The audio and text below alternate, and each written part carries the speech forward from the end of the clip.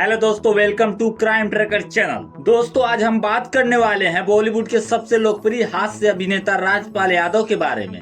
हालांकि मुझे मालूम है बहुत से लोग वाकिफ हैं राजपाल यादव और उनकी बेहतरीन कॉमेडी से, लेकिन आज मैं बताऊंगा राजपाल यादव के बारे में बेहद ही कुछ खास बातें जिन्हें वो इंटरव्यू में बहुत कम बोलते हैं। तो चलिए शुरू करते हैं। दोस्तों, राजपाल यादव जब 9 साल के थे तो वे हमेशा अपने दोस्त के साथ एक दूसरे गांव में बेर खाने जाया करते थे। वहां उस पूरे इलाके में 2 आवारा कुत्तों का जोड़ा रहता था, जिसका आतंक इतना कि लोग उन कुत्तों को देखकर तुरंत भाग जाते, क्योंकि वो कुत्ते कम भौंकते थे लेकिन वो तुरंत काट लिया करते थे। एक दिन राजपाल यादव घर से बिना बताए ही अकेले बेर खाने के लिए गए। अचानक राजपाल यादव ने उन कुत्तों को वहाँ बैठा देख लिया। राजपाल यादव वहाँ से तुरंत भागने लगे और फिर वो दोनों कुत्ते राजपाल यादव के पीछे दौड़े। राजपाल यादव वहाँ से चिल्लाते हुए भागने लगे। तभी वहाँ पर काम कर रहे खेत में सीताराम ने उन कुत्तों को अपने कुदाल से मारकर दूर भगाया। तब कहीं जाके राजपाल यादव की जान बची। दोस्तों, जब राजपाल यादव 15-16 साल के थे तो वो अक्सर आर्मी की नौकरी के लिए आवेदन देते और सेलेक्ट भी होते, लेकिन जब उनकी हाइट नापी जाती तो वो हमेशा बाहर कर दिए जाते। राजपाल ने कभी हार नहीं मानी और वो हमेशा आगे बढ़ने के लिए कुछ न कुछ किया करते थे।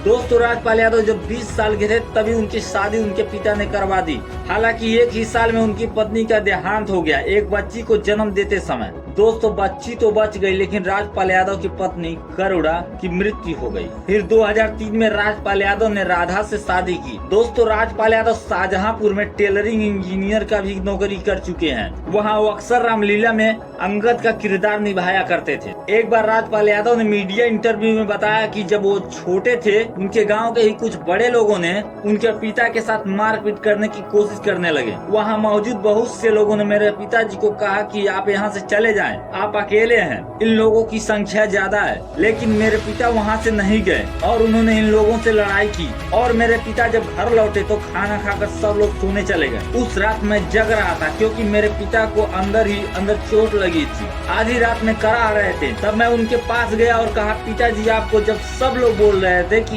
आप वहाँ से चले जाएं तो आप क्यों नहीं गए? तब मेरे पिता ने कहा, बेटा जिंदगी में हमेशा एक योद्धा के जैसा लड़ो, चाहे मौत ही क्यों ना आ जाए। और सुनो, अगर मैं वहाँ से पीठ दिखाकर चला जाता तो वहाँ मौजूद सभी लोग मेरा जिंदगी भर मजाक उड़ाते, यहाँ तक मेरे मरने के बाद भी। यह मुझे मंजूर नहीं, तुम भी ये बात अपने दिमाग में डाल लो। दोस्तों, एक बार राजपाल यादव के पिता गांव के मुंशी के पास गए और उन्होंने कहा कि बड़े लड़के का दाखिला तो बड़े स्कूल में हो गया है, अगर मेरे बेटे राजपाल का भी दाखिला उसी स्कूल में हो जाए तो बहुत अच्छा रहेगा। तब मुंशी ने कहा, करवा देंगे लेकिन फीस ज्यादा लगेगा। तब राजपाल यादव के पिता ने कहा, फीस तो मैं समय से दे दूंगा, लेकिन आपसे गुजारिश है कि आप कोशिश कीजिएगा कि ये फेल हो जाए। तब राजपाल घर आए और अपनी माँ से बोलने लगे कि माँ देखो, पिताजी मेरा दाखिला कराने गए थे मुंशी के पास कि मुझे फेल कराने के लिए। तब राजपाल के पिता ने कहा कि मैं देखना चाहता हूँ कि मेरा लड़का पढ़ाई भी करने के लायक है कि नहीं, क्योंकि क्या पता मैं 5 साल तक इसका फीस भरूं और ये फेल हो जाए। इससे अच्छा ये पहले ही फेल हो जाए ताकि मैं इसे खेती तो करा सकूं।